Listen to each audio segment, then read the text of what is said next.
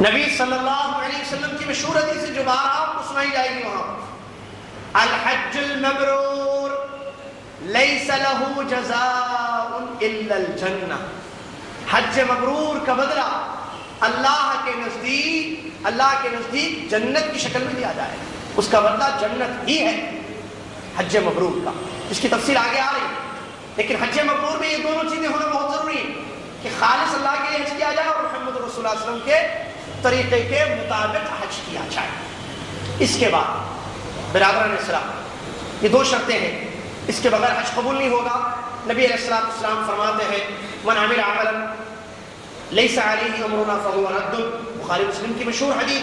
نبی علیہ الصلوۃ والسلام ارشاد فرماتے ہیں جس نے کوئی بھی عمل کیا، چاہے وہ حج ہو یا عمرہ ہو یا طواف ہو یا زیارت ہو یا کوئی بھی عمل ہو، اگر ہمارے حکم کے خلاف ہے، ہمارے طریقے کے خلاف ہے، تو اللہ تبارک و تعالیٰ کے نزدیک وہ رد کر دیا جائے گا، فہو رد، اللہ تبارک و تعالیٰ اس عمل کو قبول نہیں کرے گا۔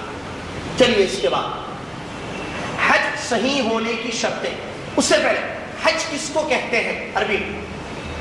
حج عربی میں کہتے ہیں قصد اور ارادے کو، حج یحج حجا، عربی میں ارادے کو کہتے ہیں، ارادہ کرنا، قصد کرنا۔ عربک ڈکشنری میں، لینگویج میں حج کو قرآن اور حدیث کی روشنی میں کس کو حج کہتے ہیں؟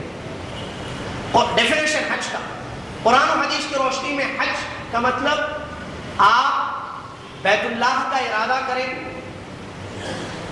اور بیت اللہ کا ارادہ کر کے جائیں اور خاص دنوں میں خاص مقامات پر خاص قسم کے کام خاص طریقے پر کریں، اس کو کہتے ہیں حج۔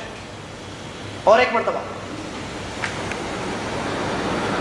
شروع میں اعلان میں یا اخبارات میں ایک چیز اعلان میں جو آئی، وہاں ایک بات بتانی ہم بھول گئے۔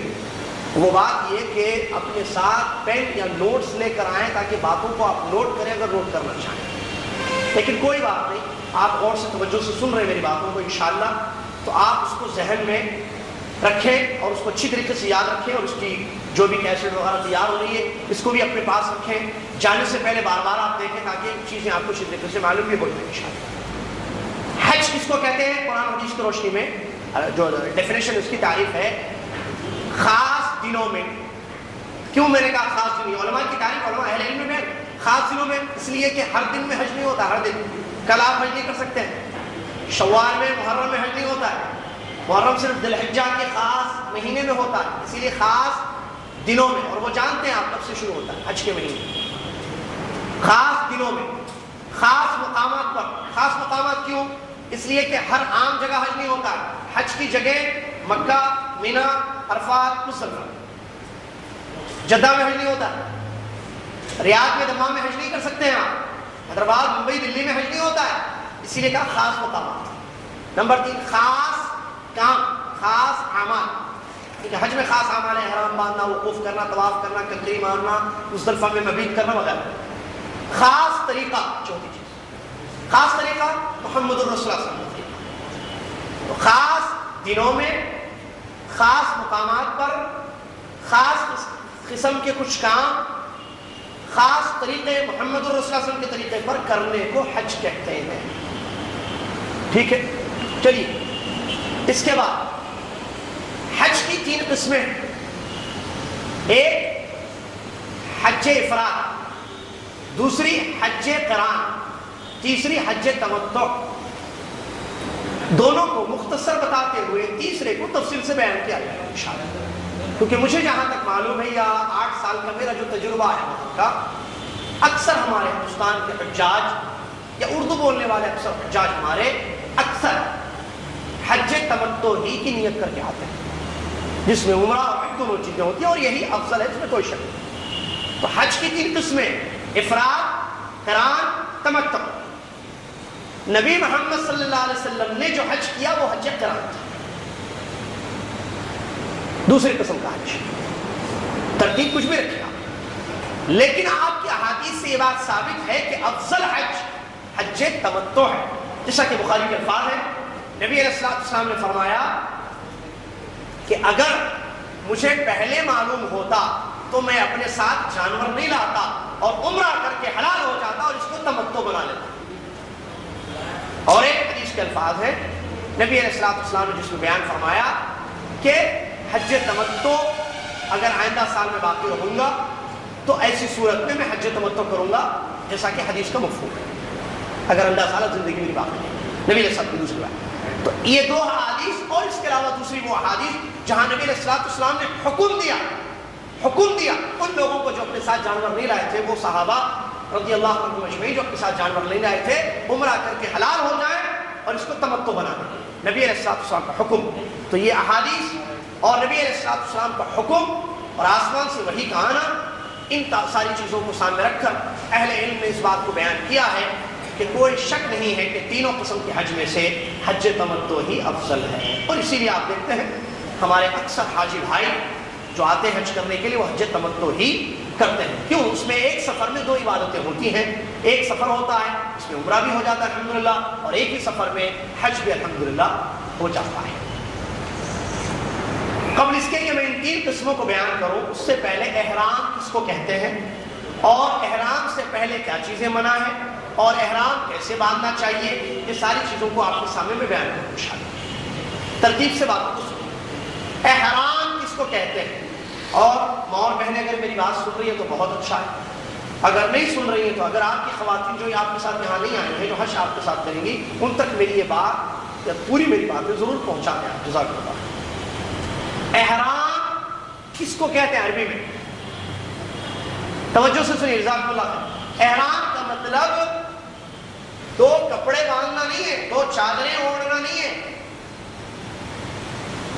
احرم زید، زید نے احرام باندھا، کیا مطلب؟ زید نے احرام باندھا مثال، یا فاطمہ نے احرام باندھ لیا، کیا مطلب؟ اس کا مطلب سنیے، احرم ای دخل فی النسک، احرام کا اصلی احرام کا مطلب ہوتا ہے عبادت میں داخل ہونا۔ احرام کا مطلب جو شاید آپ پہلی مرتبہ سن رہے ہیں، احرام کا مطلب عبادت میں داخل ہونا، عبادت سٹارٹ کرنا، اس کو کہتے ہیں احرام باندھنا۔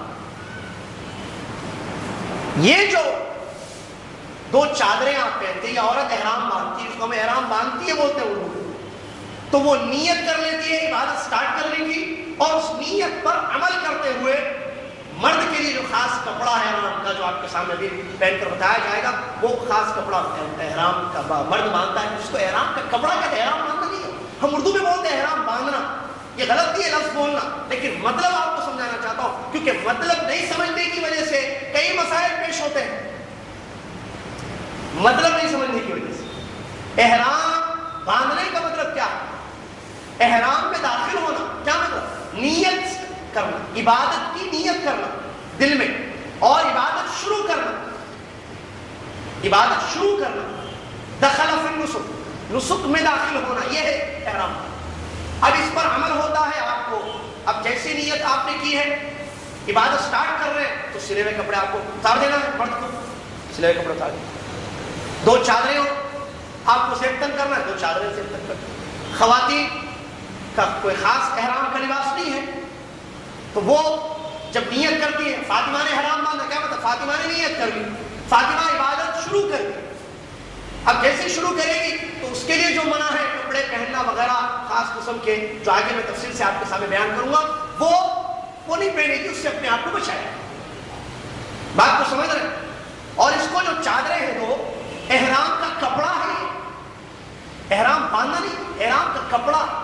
اور احرام کا کپڑا کیوں کہتے ہیں؟ کیونکہ یہ جب آپ عبادت کے لیے نیت کرتے ہیں تو آپ یہ کپڑا پہن لیتے ہیں، یہ کپڑا پہن لیتے ہیں، اور اس کے بعد لبیک کہہ کر اپنی عبادت کو شروع کر دیتے ہیں۔ احرام کا مطلب عبادت میں داخل ہونا۔ اب سنیے اس کی بات، اگر احرام کا مطلب جو ہمارے بھائی بہن سمجھتے ہیں کہ یہ کپڑے باندھنا، کپڑے ڈالنا، چادر ڈالنا، توجہ سے سنیے، آپ وہاں جاتے ہیں یا پلین میں کہیں، اگر آپ اوپر کی چادر نکالتے ہیں گرمی کی وجہ سے یا وضو کرنے کے لیے، تو کیا احرام کھل گیا آپ کا؟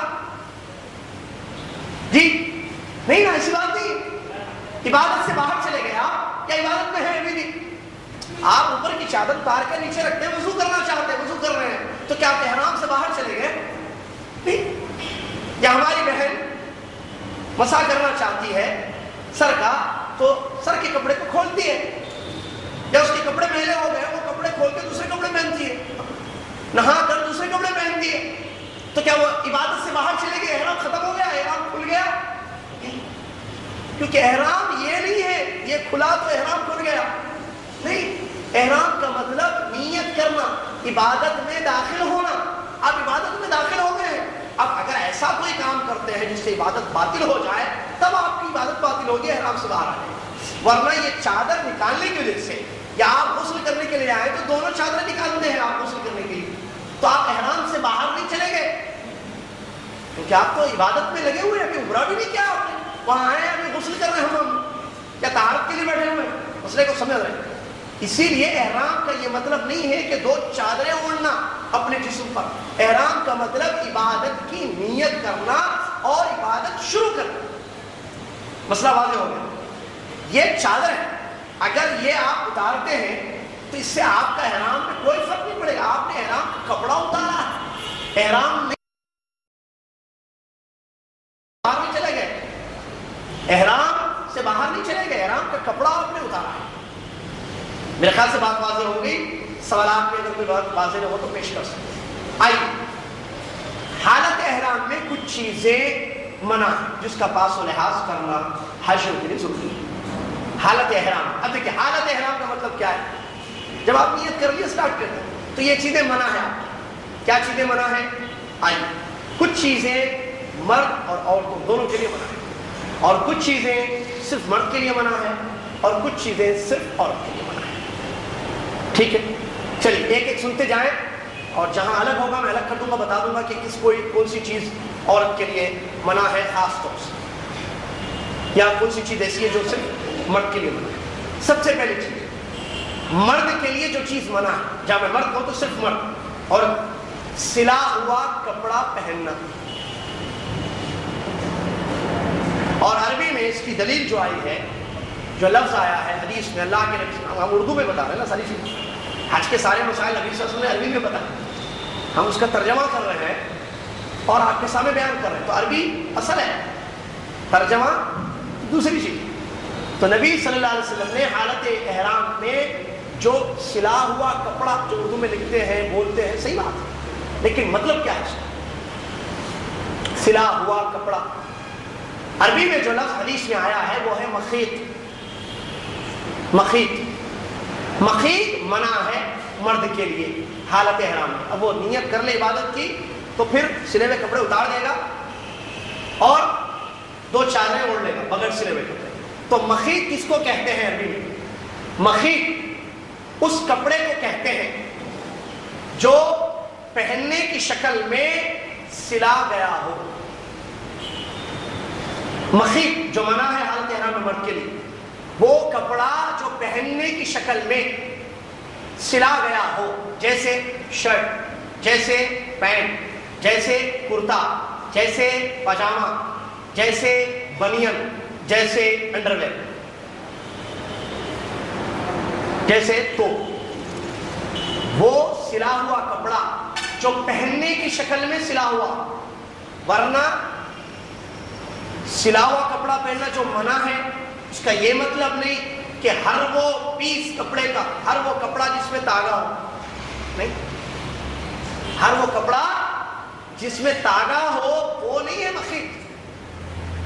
مخیط وہ کپڑا ہے عربی میں جو پہننے کی شکل میں سلا گیا، اسے بنیان پہننے کی شکل میں اس کو سلا گیا، جانتے ہیں بنیان پہنے، کرتا پہنے ہوئے، توپ پہنے ہوئے سلا، پینٹ شرٹ پہنے ہوئے سلا گیا ہے پہننے کی شکل میں، تو یہ ہے مخیط۔ ہر وہ جس میں تاگا ہو مخیط نہیں ہے، ورنہ وہ جو احرام کا کپڑا ہے اس میں بھی تاگا ہوتا ہے، اس میں تاگے نہیں ہیں، ہے یہ دیکھیے۔ تو احرام میں جو حالت احرام میں منع ہے اس کا خیال رکھیں، یہ ٹھیک ہے۔ اب اس کا مطلب کیا ہے؟ پہننے کی شکل میں جو چیز سلی گئی ہو وہ نہیں پہنے، اتار دیں گے، اس میں احرام باندھنا، نیت کرنا ہے، اتار دیں اس چیز کو، اپنے آپ سے دور رکھیے۔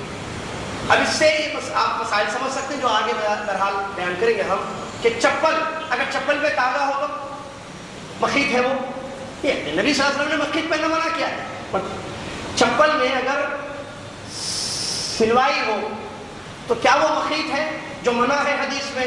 نہیں، کیونکہ اعلان آپ نے پڑھا قرآن و حدیث کی روشنی میں مسائل بیان کیے، یہ قرآن و حدیث کی روشنی میں۔ اسی طریقے سے اگر گھڑی ہے کسی کے ہاتھ میں، پٹے کی گھڑی ہے اتفاق سے، اس پٹے کی گھڑی میں بھی وہ کیا کہتے ہیں جو بھی سلی ہوئی ہوتا ہے پٹے کا پٹا جو چمڑا، کیا وہ بھی منع ہے؟ نہیں میرے بھائی، ہمارا دین بہت آسان ہے الحمدللہ۔ نبی صلی اللہ علیہ وسلم نے جو منع کیا وہ منع ہے، کوئی اور چیز میں آپ دنیا کی کوئی شخصیت منع نہیں کر سکتی۔ محمد رسول اللہ نے جو منع کیا منع، مخیط مخیط سلا ہوا کپڑا، یہ حالت احرام میں مرد کے لیے منع ہے۔ اب نہ اس میں یہ چیز آئی، چھتری اگر کوئی لے دھوپ کی وجہ سے، چھتری میں بھی اگر سلوائی ہو تو کیا وہ بھی منع ہے؟ نہیں۔ اسی طریقے سے اگر کوئی بیلٹ رکھتا ہے، یہاں رکھ لیتا ہے پیسے اسے رکھنے کے لیے، اب اس میں بھی جو ہے سلی ہوئی چیز ہے یہاں دیکھ، تو کیا یہ منع ہے؟ دور کر دینا، پیسے وغیرہ نہیں رکھنا۔ یہ مخیط نہیں ہے، گھڑی مخیط نہیں ہے، چپل مخیط نہیں ہے، بیلٹ مخیط نہیں ہے۔ پہننے کی شکل میں، کپڑے کی شکل میں، پہننے کی شکل میں جو چیز سلی گئی ہو وہ اتنا ہے، جو حالت احرام میں مردوں کے لیے منع ہے، عورت کے لیے نہیں، عورت پہن سکتی ہے اسلام۔ اس کے علاوہ اور جو چیزیں حالت احرام میں منع ہے، دوسری چیز جو حالت احرام میں منع ہے جو صرف مرد کے لیے خاص ہے، وہ ہے سر کو کسی چپکی ہوئی چیز سے ڈھانکنا۔ چپکی ہوئی چیز کہہ رہا ہوں، سر کو کسی چپکی ہوئی چیز سے ڈھانکنا، یہ حالت احرام میں منع ہے۔ جیسے ٹوپی چپکیا ہوا ہے نا، سر سے لگا ہوا ہے۔ چھت، کیا چھت میرے سر سے لگی ہوئی ہے؟ تو اگر میں چھت کے نیچے رہوں تو حالت احرام میں کیا دم دینا پڑے گا؟ یہ غلطی ہوگی مجھ سے حالت احرام میں؟ نہیں، یہ چھت چپکا ہوا نہیں۔ عربی میں جو لفظ آیا ہے حدیث کی روشنی میں مسئلہ، چپکی ہوئی چیز سر سے لگی ہوئی ہو، جیسے ٹوپی یا امامہ باندھنا سر پر، اور یہ بھی صرف مرد کے لیے، عورت کے لیے نہیں، یہ مرد کے لیے چپکی ہوئی چیز سے اپنے سر کو ڈھانکنا۔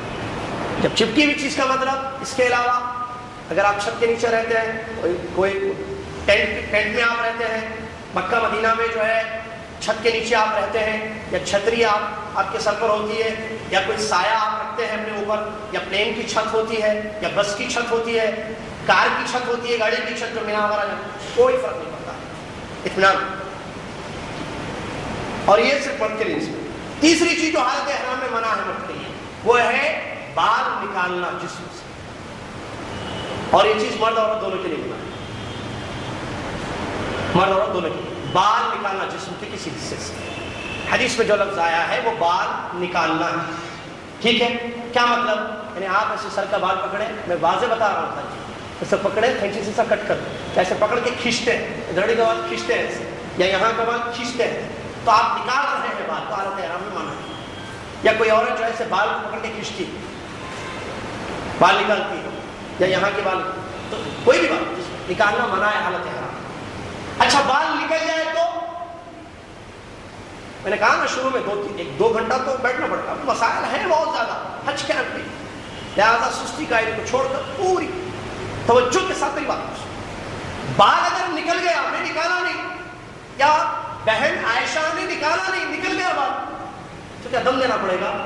اللہ، مجھے مینا کی وہ روڈ یاد ہے، آج سے 8-9 سال پہلے مینا کی وہ روڈ جہاں ہم اپنے ساتھیوں کے ساتھ بیٹھے ہوئے تھے، رات میں 1 بجے کا تقریباً وقت تھا، ایک ایسی گفتگو چل رہی تھی، دینی باتیں ہو رہی تھی، یو پی اتر پردیش کے حاجی بھائی ہمارے جو بوڑھے ضعیف تھے وہاں سے گزر رہے تھے، انہوں نے جب یہ سنا کہ یہاں اردو میں باتیں ہو رہی ہیں، اپنی زبان میں بیٹھ گئے حاجی بھائی، سننے لگے ہماری بات۔ اس کے بعد سوال کیا کہ مجھے سر میں کھجلی ہو رہی ہے، سر کو کھجلی نہیں کھجانا پڑ رہا ہے، بوڑھے آدمی ضعیف ہے، مجھے کھجانا پڑ رہا ہے، لیکن میں اپنے انگلیوں کو، اپنے ہاتھ کو سر کی طرف نہیں لے جا رہا ہوں، اس ڈر سے کہیں کھجاتے ہوئے کوئی بال سر کا نہ گر جائے، کوئی 300-250 ریال کا بکرا دم نہ دے۔ یہ انہوں نے کہا، ان کو وضاحت کی، بتایا گیا چاچا پریشان مت ہو، سر کھجانا ہے کھجا لیجیے، سر دیکھیں تکلیف کیسے ہوتی ہے، آپ کو کھجاتا ہے آدمی، ان کو کھجانا ہے لیکن ہاتھ نہیں لے جا رہے ہیں اس ڈر سے کہ کہیں بال نہ گر۔ تو ان کو پھر حدیث بتائی گئی حضرت عائشہ رضی اللہ تعالیٰ عنہ کی روایت، فرمایا کہ لوگ، حضرت عائشہ رضی اللہ عنہ فرماتی ہے لوگ ڈرتے ہیں کھجانے کے لیے کہ کہیں بال نہ گر جائے۔ حضرت عائشہ رضی اللہ تعالیٰ عنہ ام المومنین، ہم سے زیادہ دین جاننے والی، کہتی ہیں اگر کوئی میرے ہاتھ باندھ دے اور میرے سر میں کھجانے کی ضرورت پڑے، میں پیر سے پیر میں کنگا رکھ کر اپنے سر کو کھجاؤں گا۔ اللہ اکبر۔ اگر ہاتھ باندھ دے لوگوں کو بتانے کے لیے کھجانا منع نہیں ہے۔ اور قسم اللہ کی کھا کر کہہ رہا ہوں، وہ حاجی جو یو پی کے تھے رونے لگے جب ہم نے کہا کہ نہیں چچا جان کھجائیے کوئی مسئلہ نہیں، کہا میں ڈر ڈر کر اب تک نہیں کھجایا، اور رونے لگے۔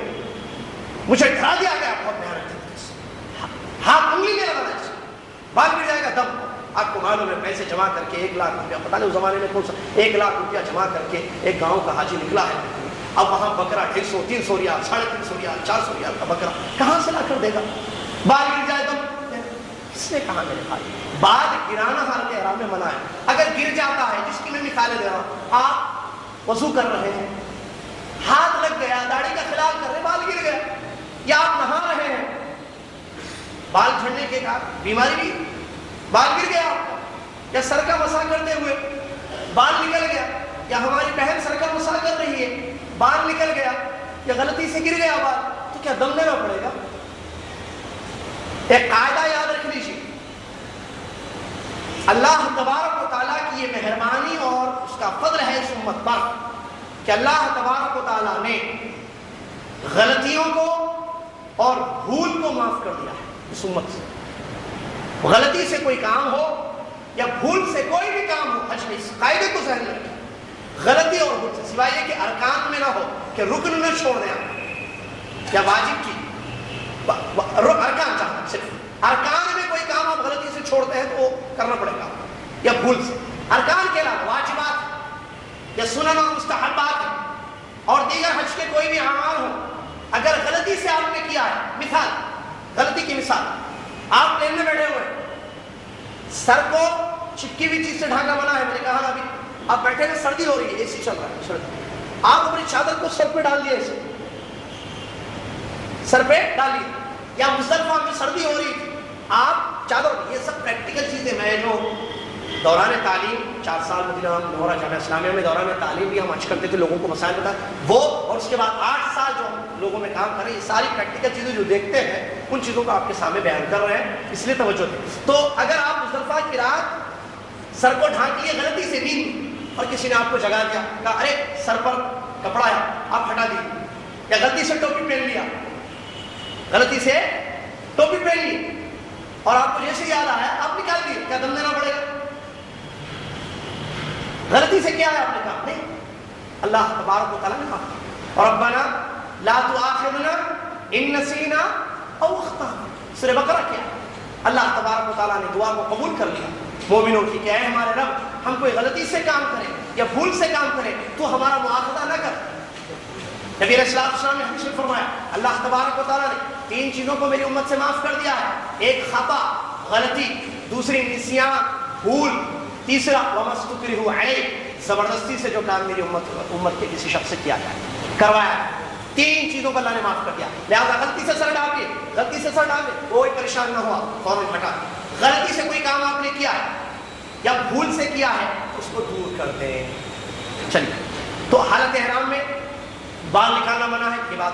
اس کے علاوہ حالت احرام میں جو چیز منع ہے وہ ہے خوشبو استعمال کرنا، خوشبو، طیب کا لفظ حدیث میں ہے، ولا یمس طیبا، نبی علیہ السلام فرماتے ہیں، اور محرم یعنی حالت احرام میں جو ہوتا ہے وہ ہاتھ نہ لگائے عطر کو، خوشبو کو۔ اب یہاں مسئلہ، عطر لگانا حالت احرام میں منع ہے، اور سنت یہ ہے، سن لیجیے، سنت یہ ہے کہ احرام باندھنے سے پہلے عطر لگائیں، خوشبو استعمال کریں۔ کیا مطلب احرام باندھنے سے پہلے؟ نیت سے پہلے، عبادت سٹارٹ کرنے سے پہلے۔ اس کی دلیل حضرت عائشہ رضی اللہ تعالیٰ عنہ کا فرمان، میں اللہ کے نبی صلی اللہ علیہ وسلم کو عطر لگاتی تھی آپ کے سینے مبارک پر اور آپ کی سر کے بال پر، 2 جگہ حضرت عائشہ رضی اللہ عنہ نے عطر لگایا ہے اپنے نبی حبیب محمد رسول اللہ صلی اللہ علیہ وسلم، جسم پر، باڈی پر، بدن پر اور غور سے سنیے یہ حدیث، ایک مسئلہ آ گیا، باڈی پر لگایا اور سر میں، اس کے بعد نبی صلی اللہ علیہ وسلم نے احرام باندھا لبیک، اور آپ جب طواف کر لیے طواف افاضہ، اس کے بعد پھر میں نے لگایا جب حلال ہو گئے تھے، اس کے بعد بھی لگایا میں نے، اسی حدیث میں بخاری۔ تو عطر پہلے لگانا، آپ نہا لیے، اب احرام باندھنا ہے، نہا لیے، باڈی نیچے باندھ لیے چادر، عطر لگا لیجیے، سر میں بھی تھوڑا سا عطر لگا لیجیے، سنت پر ایک سنت پر سر میں لگائیے، اس کے بعد احرام باندھ لیجیے۔ اب یہ عطر کی خوشبو احرام لگانے کے بعد آئے گی یا نہیں آئے گی؟ احرام باندھ لبیک پڑھنے کے بعد کیا اس سے احرام باطل ہوگا؟ مسئلہ واضح ہے۔ حضرت عائشہ رضی اللہ تعالیٰ نے اپنے نبی صلی اللہ علیہ وسلم کو عطر لگایا تھا، کون سا؟ جنت الفردوس لگائے تھے، کیا کون سے کیا نام ہے یہ ہمارے خوشبوؤں کے یہاں کے، اس میں تھوڑا پانی ملا دیتے، تھوڑا کچھ ملا دیتے، بلا تو کیا ملا کے مکس کر کے عطر پیش کرتے ہیں، بس خوشبو آ جائے، لوگ خوشبو سمجھ کر خریدتے ہیں۔ اود میں گڑبڑ، عطر میں گڑبڑ، دودھ میں گڑبڑ، سب چیز میں گڑبڑ، مکسنگ ہر چیز میں ہے نا، آپ جانتے ہیں مسئلہ۔ حضرت عائشہ رضی اللہ تعالیٰ عنہا نے جو عطر لگایا تھا، کیا وہ مکس عطر تھا؟ پیور اصلی عطر تھا ہوگا نا، کوئی شک؟ آج عرب سعودی اصلی عطر لگاتے ہیں، اصلی خوشبو، اس کے لیے وہ لاکھوں روپے خرچ کرتے ہیں، اصلی عود لا۔ مجھے غام دی میرے ساتھی نے کہا تم ہندوستان سے اصلی عود لاؤ، میں آپ جو قیمت بولیں گے دوں گا۔ ان کے پاس یہ قدر ہے، تو ہمارے نبی محمد صلی اللہ علیہ وسلم جن کی کوئی مثال نہیں دنیا میں، کیا وہ اصلی عطر نہیں لگائے تھے؟ اور کیا اس عطر کی خوشبو احرام کے بعد نہیں آئی آپ کو یا صحابہ کو؟ سمجھیے مسئلے کو، حدیثوں کو سمجھیے۔ یقیناً حضرت عائشہ لگا رہی ہے، اس کے بعد احرام باندھ دیا آپ نے، اب لبیک کہتے ہوئے چلے گئے، تو بعد میں خوشبو آ رہی ہے، کوئی فرق نہیں پڑتا۔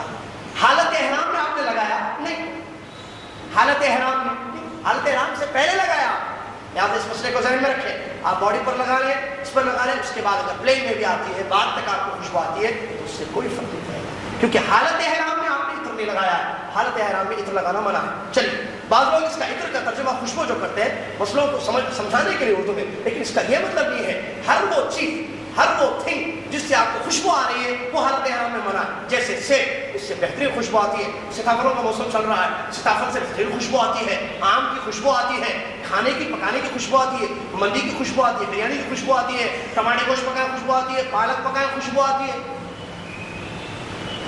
فروٹس کی جوسز کی خوشبو آتی ہے، جوس دیتے ہیں آپ اپنے، کیا اس کو خوشبو آتی ہے نا؟ خوشبو تو اچھی بو ہو رہی تھی، کیا حالت احرام میں منع ہے؟ نہیں، کھائیے پیجیے آرام سے۔ ایک ساتھ کچھ لوگوں کو لے کر کیرلا سے تقریباً آئے تھے، پلین میں ان سے ملاقات تھی، 50-100 لوگوں کو پرائیویٹ لے کر نکل گئے، اور جب انہوں کو یہ پتا چلا کہ میں وہاں رہتا ہوں اور علمی خدمات کرتا ہوں، تو مجھ سے پوچھنے لگے کھانے میں خوشبو آ رہی، کھا سکتے ہیں کیا؟ پوچھ رہے ہیں، 100 لوگوں کو لے کر جا رہے ہیں، 100 لوگ، یہ حال ہے ہمارا، اللہ رحمہ، لہٰذا مسائل سیکھ لیتا ہے، تو کھانے کی بو سے کچھ فرق نہیں پڑتا، عطر لگانا حالت احرام میں منع ہے۔ اچھا، یہاں اور ایک مسئلہ، آپ عطر نہیں لگائے، ایک شخص بازو سے گزر رہا، اس کی خوشبو آپ کی ناک میں جا رہی ہے، یا وہ آپ کے پاس بیٹھا ہوا ہے جو حالت احرام میں نہیں ہے، وہ عطر لگا رہا ہے، آپ کے احرام پر کوئی فرق پڑے گا؟ نہیں، آپ کے احرام پر کوئی فرق نہیں پڑے گا۔ 4 چیزیں ہوگی تقریباً۔ اس کے بعد اور ایک چیز جو حالت احرام میں منع ہے، مرد اور دونوں کے لیے ناخن نکالنا، حالت احرام میں ناخن نکالنا منع ہے۔ یہاں بھی وہی بات، اگر غلطی سے نکل گیا، ٹھوکر لگ گئی، اللہ آپ کی حفاظت فرمائے، مسائل بتا، ٹھوکر لگ گئی، پیر سے ناخن گر گیا، نکل گیا، کیا اس سے احرام پر کوئی فرق پڑے گا؟ دم لینا پڑے گا؟ نہیں، کیونکہ آپ نے نکالا نہیں، ناخن نکل گیا۔ یہاں ایک اور ایک مسئلہ، اگر کسی کو ٹھوکر لگ جائے اور ناخن پورا نہیں نکلا ہے، آخری پوائنٹ پر ہے، اور تکلیف ہو رہی ہے اس سے، علماء نے شیخ صالح بن عثیمین رحمہ اللہ وغیرہ نے اس بات کی اجازت دی ہے کہ اگر اس کو تکلیف ہو رہی ہے تو اس کو وہ نکال سکتا ہے، اس سے احرام میں کوئی فرق نہیں پڑتا۔ اگر اس سے پورا نکل چکا ہے، مکمل تقریباً نکل چکا ہے، تھوڑا سا باقی ہے لیکن اس کی وجہ سے تکلیف بہت ہو رہی ہے، تو اس تکلیف سے، دین آسان ہے، لہٰذا اس سے آپ اپنے آپ کو دور کر لیں، کوئی فرق نہیں پڑتا ہے اس سے۔ تو یہ حالت احرام میں ہے۔ اسی طریقے سے حالت احرام میں جو چیز منع ہے مرد کے لیے خصوص، جوتیاں پہننا حالت احرام میں منع ہے، نعلین، اس کی تفصیل آپ بتا دوں اردو میں، ایسا ایسی چپل، ایسی چیز جو ڈھانک دے آپ کے پیر کے اوپری حصے. سمجھانے کے لیے پیر اوپر رکھتا ہوں آپ کی اجازت سے. یہ جو اوپر کا حصہ یہ پورا ڈھک جائے، یہ حالت احرام میں منع ہے. یہ اوپر کا اور یہ حصہ ڈھک جائے. شوز، آپ شوز پہنتے ہیں تو شوز میں یہ بھی ڈھک جاتا ہے یہاں، تو یہ حالت احرام میں منع ہے. یہ نہیں ڈھکتا ہے اگر اوپر کا حصہ اور پیچھے کی ایڑی. کوئی ایسی چپل پہنتے ہیں یا سینڈل پہنتے ہیں جس میں یہ چیزیں نہیں ڈھکتی ہیں تو جائز، اس میں کوئی حرج نہیں.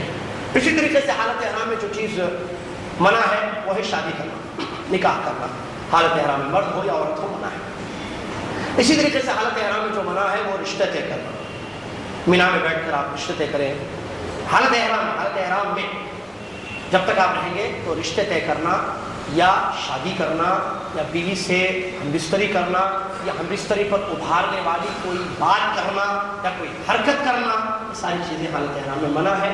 اس میں جماع بھی آتا ہے. رفث اللہ نے قرآن میں فرمایا ہے. قرآن مجید کی آیت ہے، اللہ تبارک و تعالیٰ فرماتا ہے الحج اشہر معلومات فمن فرض فیہن الحج فلا رفث ولا فسوق ولا جدال فی الحج. اللہ تبارک و تعالیٰ فرماتا ہے حج کے معلوم مہینے ہیں، لہذا جن لوگوں پر حج فرض ہو جاتا ہے وہ ان 3 کاموں سے اپنے آپ کو بچائیں. قرآن میں لگے فلا رفث، رفث نہ کریں. رفث یعنی ہمبستری یا ہمبستری پر ابھارنے والی کوئی چیز. ولا فسوق، اور گناہ نہ کرے کوئی بھی عام گناہ چھوٹے بڑے. ولا جدال، اور جھگڑا نہ کرے. ان 3 چیزوں کا اللہ تبارک و تعالیٰ نے خاص طور سے قرآن میں منع کیا. لیکن 3 چیزوں کی تفصیل کیا ہے؟ جہاں تک رفث کا تعلق ہے، ہمبستری حالت احرام میں منع